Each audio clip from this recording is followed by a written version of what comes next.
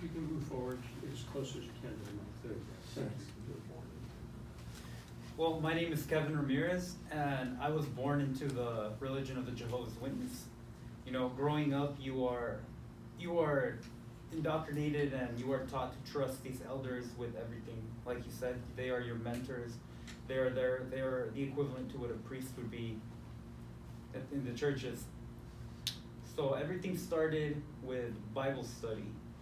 I don't know how other people start, but my case started with Bible study, and he got the trust of my family. He got the trust of other families to go out. So as time went on, it went from Bible studies to service. They call it preaching when they go door to door, and that's when the molestation happened. You know, I'm thinking back now. When I say all of the things that happened, I think that he was grooming me. He was prepping me for other things that, you know, as a kid you would have never thought of. But looking back now, it's some really dark stuff.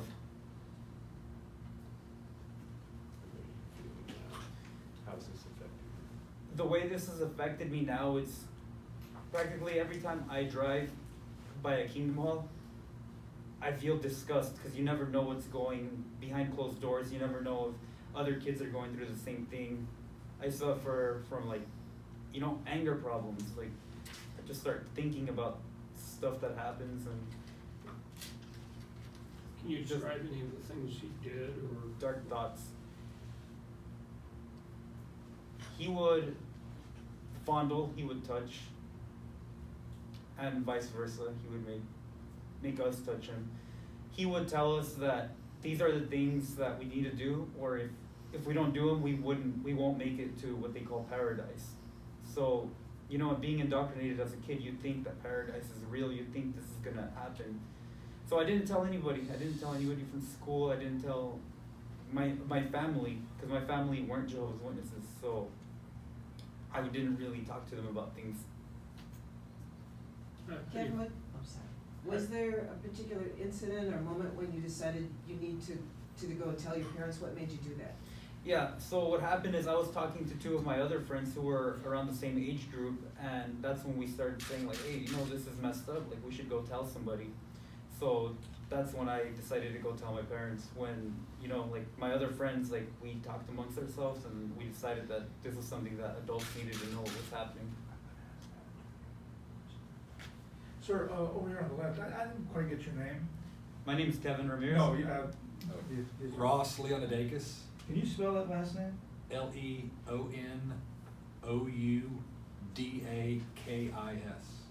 And in resolving the Montana case, did that go through the entire legal process, or did you settle at some point?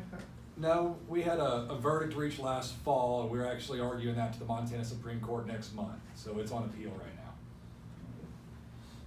now. And aside from justice in this particular case, is there any monetary figure that you're looking to gain from this? Is there anything else? The main reason for bringing these lawsuits, the first and foremost reason is to bring attention to what is going on within the Jehovah's Witnesses. At some point, will there be monetary compensation? Well, this is a civil case, not a criminal case, and the only kind of recourse we have is some sort of financial accountability. So at some point, yes, we are going to do our best to get Kevin a fair financial resolution to help him through the rest of his life, because the harm that is done to children by sexual abuse is lifelong, and it's insidious, and it appears and rears its ugly head at different times in a human's life and causes havoc. So he's going to need help for the rest of his life, and we're going to do our best to get him that. Kevin, you mentioned your friend you spoke with. I assume you're talking about other victims. Are you hoping to encourage others to speak out? Do you know of others who you're hoping will speak out? You know, I would encourage anybody who has similar stories to speak up. My two friends, well, then friends who I tried communicating with them through Facebook, I couldn't find the other one, and the other one didn't want to take part of this because he's still in the religion. So I'm assuming he's indoctrinated to the point where he's scared to do anything outside of the religion. When did you leave your religion? Oh, as soon as I turned 18. So your family was I mean- also still part of it, or are they still part of it? No, not anymore. Nobody's part of it. They call it PIMO, which is physically in, mentally out. So that's what I was practically my whole life. Like I read through the lies. I knew it was all a facade. It was all fake to me. I never really believed anything. So you stopped attending, As soon as I was 18.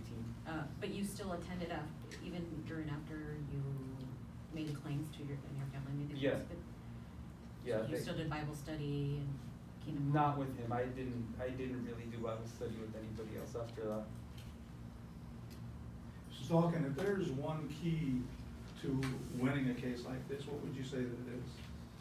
The truth, exposing the truth. Once people hear the truth, it's a natural consequence. They've thrown they continue to throw barrier after barrier Right. in front of you, and from those barriers, including claiming they have the right to not speak to the law or to law enforcement. Among those issues, what's the main one to overcome? Well, right now, our main battle with them is to get these molestation records that they have, this database of records that they have that go back decades. I have some of them. They've produced them to us under a court protective order. I can't talk about the contents of what I've seen, but they've redacted the information in those records so heavily that it makes those records almost impossible to use. So they've redacted names of perpetrators, names of elders, names of congregations. We can't tell if this elder has been in more than one congregation. The courts have ordered them to remove these redactions, and they refuse to do that. So this has to get resolved, and we are going to continue to battle to get these documents, and I think those documents will expose a tremendous and a very unfortunate truth. You said that Umberto was excommunicated essentially. What is he still outside? They refer to a process or a discipline that they call disfellowshipping.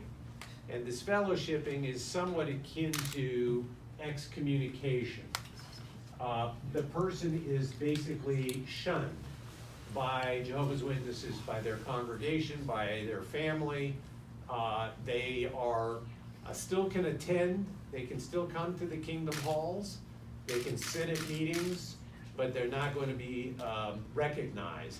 They can then apply to be reinstated, and if they, according to the elders to whom they apply, have demonstrated enough remorse, then they can be reinstated. And the one thing about the process, the judicial process, these what they call judicial committees, the discipline that they engage in, if they learn of child sexual abuse, even if it's validated, and they have something they call the two-witness rule, and that's how they determine if there's a valid claim. The two-witness rule means this: either they must have a confession from the perpetrator, or there must be two witnesses to the abuse. If they don't have a confession, or they don't have two witnesses, they can do nothing. Now, even if they do get a confession, or they do get two witnesses, the recourse is to determine if the perpetrator is repentant enough. If he is sufficiently repentant, he will get what is called a private reproof, which means that they will speak with him privately. Some congregation privileges might be removed, but there'll be no more discussion about it to the congregation. If he's somewhat repentant but not repentant enough, he may get what's called a public reproof.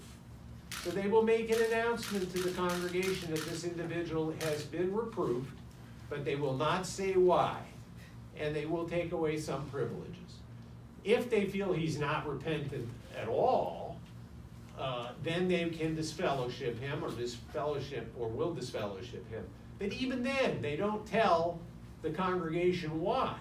So people don't know that there's a potential that a child molester is living and attending meetings and going out on service work, knocking on people's doors in our communities, don't know that this person could be a child molester.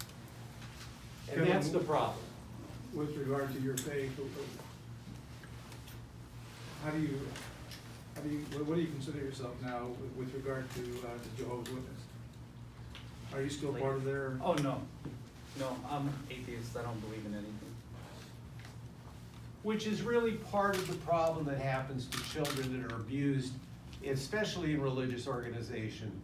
One of the traumas that children experience is institutional betrayal. Because this is their religion, this is their spirituality, and they've been betrayed by something they've been taught is sacrosanct. And that has a tremendous impact on people and children throughout their lives. So Kevin, your friends who were victimized, are they basically the same age as you? Yeah, they're around the same age group as me. I think one of them is younger than me by a year or two. The other one is definitely my age. Can you talk a little bit about the impact it's had on your life? I don't mean, I tend to block it out, kind of like forget about it, try not to think about it. But every time I drive by Kingdom Hall, memories come back. And I get angry in that moment, but then as I forget about it, it seems to calm down. When you see other children though that are still going to the Kingdom Halls, what goes through your head? Oh, I feel bad for them. They're growing up in this cult-like religion. By definition, it's not a cult of it, but by behavior, it's a cult. So I kind of want to I know there's nothing I can do, but I really wish that they could escape. ¿Puedes decir brevemente en español por lo que has pasado? ¿Cómo empezó? Por favor. Sí, la forma que empezó es que él era un anciano él tiene autoridad en la congregación y él me daba estudio de la Biblia y después del estudio de la Biblia se movió a predicando con los que van de casa en casa. Y para mí se me hizo normal que él y yo fuéramos solos porque yo veía que gente salían predicando en parejas, pero ahí es cuando empezó los actos de molestación. ¿Qué tipo de actos, corazón? Tocando y viceversa, para atrás. ¿Durante cuánto tiempo pasó esto y cómo te hizo sentir? ¿Cómo revisaste tu vida? Pasó cuando yo tenía 6 y terminó cuando tenía 8. Terminó cuando yo les dije a mis papás y ellos fueron a hablar con la congregación. Lo que estaba pasando en mi mente es, yo pensé que era normal porque él decía que si no pasaba esto no iba a ir al paraíso, y desde niño te enseñaban que la última meta es ir al paraíso. ¿Qué fue lo que hiciste? ¿Cómo te armaste de valor? ¿En qué tiempo? ¿Y cómo te sientes ahora? ¿Cómo te sientes por otros compañeros tuyos que también fueron abusados? Pues ahorita me siento decepcionado con la gente que no ha llamado a los policías, pero a las víctimas les quiero dar encomio para que salgan a platicar, que hagan justicia. ¿Cómo te hace sentir esta congregación? Pues no he visto esta congregación en mucho tiempo y no quiero volver a ver esta congregación. ¿Te ha dañado hasta el momento en tu vida personal, matrimonial? Matrimonial casi no, pero más tristeza, un poco de coraje cuando los veo. Me da coraje porque ¿cómo puede pasar esto? Y que gente, por ejemplo, gente que no tiene nada que ver con ello, pero no llaman al policía, son igual de culpables por no hablar a la autoridad. Kevin, very quickly, what are your goals in life? What do you want to do? No, just go to school, continue my education, provide for my family. Do you have a career in mind? Probably electrician or HVAC, between those two. You don't live in the area then anymore, you said something about in Finnish that you don't like to go by the same units. To that specific, yeah, no, I live far from there. Yeah.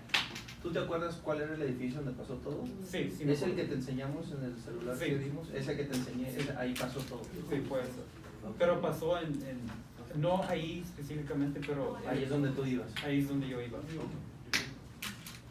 Si quieren algún otro comentario. comentario en español o un poquito más de información, con todo gusto compartiré unas palabras con ustedes en nombre de la firma de abogados.